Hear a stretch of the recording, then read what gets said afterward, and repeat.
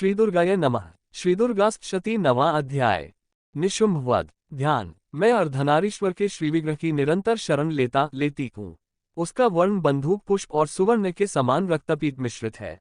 वह अपनी भुजाओं में सुंदर अक्षमाला, पाश, अंकश और वरद मुद्रा धारण करता है। अर्धचंद्र उसका आभूषण है तथा वह 3 नेत्रों से सुशोभित है। राजा ने कहा, भगवान, आपने रक्तबीज के वध से संबंध रखने वाला देवी चरित्र का यह अद्भुत महात्म्य मुझे बतलाया। अब रक्तबीज के मारे जाने पर अत्यंत क्रोध में भरे हुए शुंभ और निशुंभ ने जो कर्म किया उसे मैं सुनना चाहता हूँ। ऋषि कहते हैं, राजन, युद्ध में रक्तबीज तथा अन्य दैत्यों के मारे जाने पर शुंभ और निशुंभ के क्रोध की सीमा न रही। अपनी विशाल सेना इस प्रकार मारी जाती देख निशुंभ हर्ष में भरकर देवी की ओर दौड़ा। उसके साथ असुरों की प्रधान सेना थी। उसके आगे, पीछे तथा पार्श्वभाग में बड़े बड़े असुर थे जो क्रोध से ओट चबाते हुए देवी को मार डालने के लिए आए। महापराक्रमी शुंभ भी अपनी सेना के साथ मात्रगणों से युद्ध करके क्रोधवश चंडिका को मारने के लिए आ पहुंचा। तब देवी के साथ शुंभ और निशुंभ का घोर संग्राम छिड़ गया। वे दोनों दैत्य मेघों की भांति बाणों की भयंकर वृष्टि कर रहे थे। उन दोनों के चलाए हुए बाणों को चंडिका ने अपने बाणों के समूह से तुरंत काट डाला और शस्त्र समूहों की वर्षा करके उन दोनों दैत्यपतियों के अंगों में भी चोट पहुंचाई। निशुंभ ने तीखी तलवार और चमकती हुई ढाल लेकर देवी के श्रेष्ठ वाहन सिंह के मस्तक पर प्रहार किया।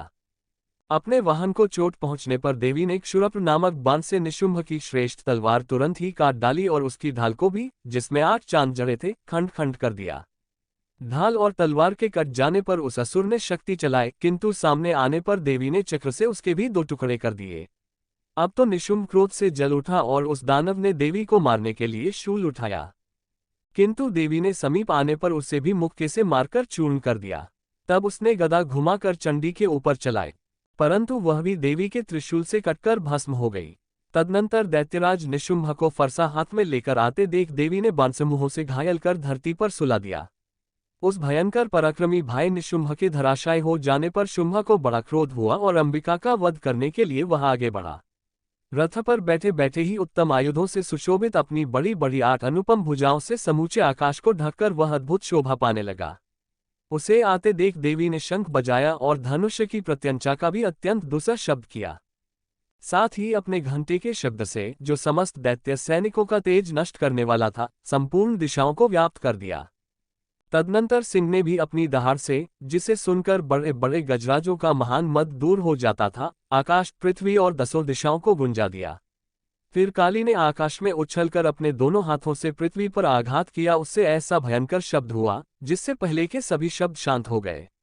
तत्पश्चात शिवदूती ने दैत्यों के लिए अमंगलजनक अट्टहास किया। इन शब्दों को सुनकर समस्त असुर थर्रा उठे, किंतु शुंभ को बड़ा क्रोध हुआ। उस समय देवी ने जब शुंभ को लक्ष्य करके कहा, ओ दुरात्मन, खड़ा रह। तभी आकाश में खड़े हुए देवता बोल उठे, जय हो, जय हो। शुंभ ने वहां आकर ज्वालाओं से युक्त अत्यंत भयानक शक्ति चलाई। अग्नि में पर्वत के समान आती हुई उस शक्ति को देवी ने बड़े भारी लूके से दूर हटा दिया। उस समय शुंभ के सिंहनाद से तीनों लोग गूंज उठे। राजन, उसकी प्रतिध्वनि से वज्रपात के समान भयानक शब्द हुआ जिसने अन्य सब शब्दों को जीत लिया। शुंभ के चलाए हुए बाणों के देवी ने और देवी के चलाए हुए बाणों के शुंभ ने अपने भयंकर बाणों द्वारा सैकड़ों और हजारों टुकड़े कर दिए। तब क्रोध में भरी हुई चंडिका ने शुंभ को शूल से मारा। उसके आघात से मूर्छित हो वह पृथ्वी पर गिर पड़ा। इतने में ही निशुंभ को चेतना हुई और उसने धनुष हाथ में लेकर बाणों द्वारा देवी, काली तथा सिंह को घायल कर डाला। फिर उस दैत्यराज ने 10,000 बाहें बनाकर चक्रों के प्रहार से चंडिका को आच्छादित कर दिया। तब दुर्गम पीड़ा का नाश करने वाली भगवती दुर्गा ने कुपित होकर अपने बाणों से उन चक्रों तथा बाणों को काट गिराया। ये देख निशुंभ दैत्य सेना के साथ चंडिका का वध करने के लिए हाथ में गदा ले बड़े वेग से दौड़ा। उसके आते ही चंडी ने तीखी धार वाली तलवार से उसकी गदा को शीघ्र ही काट डाला। तब उसने शूल हाथ में ले लिया। देवताओं को पीड़ा देने वाले निशुंभ को शूल भी लिए आते देख चंडिका ने वेग से चलाए हुए अपने शूल से उसकी छाती छेद डाली। शूल से विदीर्ण हो जाने पर उसकी छाती से एक दूसरा महाबली एवं महापराक्रमी पुरुष खड़ी रह कहता हुआ निकला। उस निकलते हुए पुरुष की बात सुनकर देवी ठठाकर हंस पड़ी और खग से उन्होंने उसका मस्तक काट डाला। फिर तो वह पृथ्वी पर गिर पड़ा। तदनंतर सिंह अपनी दाढ़ों से असुरों की गर्दन कुचलकर खाने लगा। ये बड़ा भयंकर दृश्य था। उधर काली तथा शिवदूती ने भी अन्यान्य दैत्यों का भक्षण आरंभ किया।